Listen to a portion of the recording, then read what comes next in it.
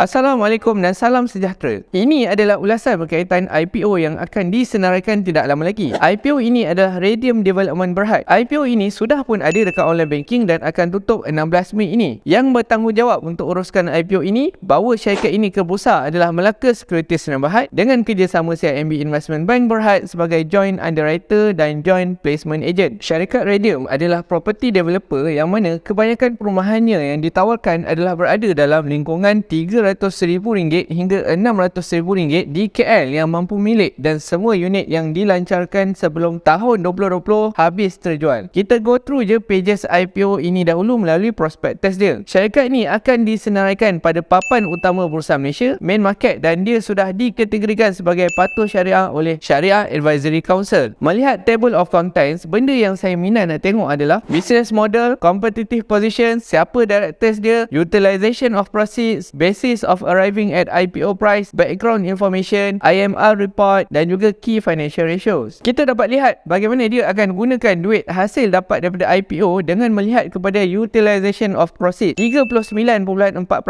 akan digunakan untuk tambah land bank dia dan juga development expenditure. 21.63% digunakan untuk bayar hutang, 25% untuk digunakan dalam pembinaan hotel yang syarikat ni nak mula terlibat, dan selebihnya adalah untuk working capital dan listing expenses. Dalam prospektus ada bahagian IMR report di mana IMR adalah independent market research. Laporan IMR dibuat agar dapat membantu memberikan satu analisis yang tak bias kepada para pelabur. IMR ini dibuat oleh Smith Zender. Laporan dimulakan dengan menceritakan rate meningkatnya populasi di KL dan Selangor yang meningkat pada kadar CAGR 1.88% dari tahun 2016 hingga tahun 2019. Pada tahun 2020, rate tersebut telah meningkat sebanyak 15.35%, satu peningkatan yang agak ketara. Selain daripada populasi penduduk yang semakin meningkat, kita boleh lihat CAGR untuk transaksi urus niaga hartanah di KL dari tahun 2019 hingga tahun 2022 adalah 9%. Pendapatan rakyat juga boleh menjadi faktor dalam pembelian rumah. Daripada laporan dapat kita lihat bagaimana pendapatan meningkat pada kadar CAGR 5.41%, 5.41% di KL dan 4.16% di Selangor dari tahun 2016 hingga tahun 2019. Tetapi diingatkan, tahun 2020 telah mengurangkan purchasing power dan mungkin average monthly household disposable income ataupun pendapatan isi rumah. Radium boleh kata memiliki market share yang agak besar untuk high-rise residential di KL, iaitu sebanyak 10% dari segi value, manakala dari segi unit adalah 7.03%. Laporan ini juga cuba menunjukkan trend berkaitan industri perhotelan yang agak berkurangan dari segi visitor dan bilangan bilik akibat daripada COVID-19. Namun demikian, Radium juga nampaknya telah engage dengan Ipsos Sdn Bhd dalam nak mengkaji kebolehupayaan untuk projek hotel dilaksanakan oleh Radium, dan berdasarkan kajian, mereka berpendapat wujud pasaran untuk butik branded hotel pada lokasi yang dicadangkan disokong oleh perkembangan populasi dan kuasa beli yang kuat. Projected occupancy rates dan kadar bilik yang ditulis adalah reasonable dalam nak mencapai target revenue bagi hotel tersebut. Pada bahagian financial and operational information, revenue Radium mencatatkan peningkatan pada tahun 2020 tetapi kemudiannya merosot menjelang tahun 2022. Namun begitu, EBITDA nampaknya agak stabil berada pada paras RM100 juta ke atas, mungkin hasil daripada kawalan kos atau terdapat sumber income yang lain. Ada value yang saya nak fokus iaitu diluted EPS. Saya pada asalnya hendak menggunakan EPS earnings per share tahun 2022. Namun demikian, rupa-rupanya tahun kewangan 2022 hanya melibatkan tempoh 10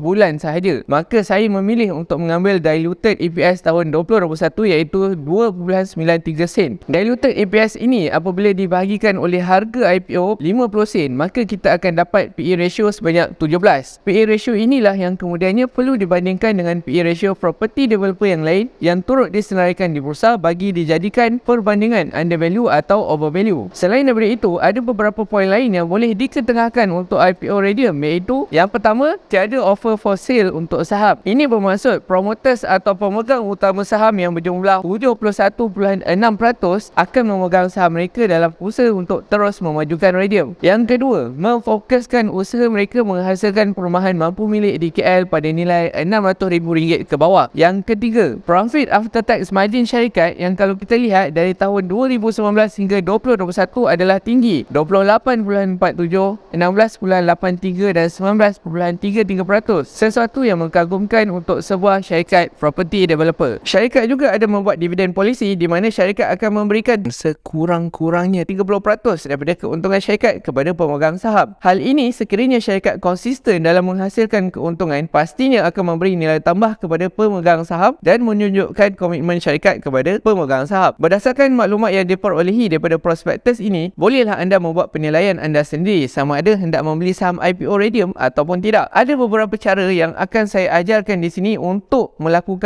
pembelian IPO melalui online banking, iaitu dengan menggunakan Maybank To You, Public Bank dan CIMB Bank. Cara apply IPO guna Public Bank. Pertama sekali, login ke akaun Public Bank anda, pergi pada menu investment, pilih eIPO, kemudian tekan apply IPO. Untuk yang belum simpan CDS account number, pergi ke langkah manage CDS account terlebih dahulu yang akan saya terangkan kemudian. Pilih IPO yang hendak dibeli, kemudian pilih nak transfer dari akaun mana ke CDS yang mana satu. Pilih bangsa anda dan masukkan berapa lot saham IPO yang anda hendak beli. Sahkan dengan masukkan PAC yang didapati daripada SMS. Tekan submit, selesai. Bagi yang belum, letakkan CDS account favorite di Public Bank. Anda mula-mula sekali kena login ke akaun Public Bank anda, pergi bahagian investment, kemudian ada option manage CDS account. Masukkan CDS account number anda yang mana sila pastikan ada 15 digit dan anda akan diminta SMS PAC, apply IPO seperti biasa. Ini pula cara nak apply IPO guna CIMB Bank. Pertama sekali, login ke akaun CIMB Bank anda, pergi ke bahagian apply and invest, tekan eIPO pada butang invest, tekan yes sekiranya anda tidak membayar cukai luar Malaysia, pilih IPO yang anda kehendaki, tekan butang apply, tekan yes untuk terms and conditions dan tekan butang agree and apply, transfer dari akaun anda ke CDS yang anda tetapkan. Masukkan maklumat lain yang diperlukan, kemudian tekan butang submit. Sahkan maklumat yang anda telah isikan tadi, masukkan kod TAC yang diperolehi melalui SMS. Tahniah, anda telah berjaya untuk apply IPO tersebut. Ini pula cara untuk set CDS account anda sebagai favorite di CIMB. Anda pergi login ke akaun CIMB anda, pergi ke bahagian apply and invest, kemudian tekan simbol titik 3 di sebelah butang invest, tertera CDS maintenance. Klik bahagian tersebut, tekan butang add. Masukkan CDS account number anda dan nama yang anda hendak gunakan untuk refer CDS account anda itu. Mohon TAC dan tekan butang save. Tahniah, akaun anda telah berjaya dimasukkan ke dalam sistem. Selepas ini, sekiranya anda hendak apply, anda tidak perlu lagi ingat CDS account number anda dan anda hanya perlu tekan sahaja CDS account yang tertera dalam bahagian pilihan yang ada. Untuk apply IPO melalui Maybank To You,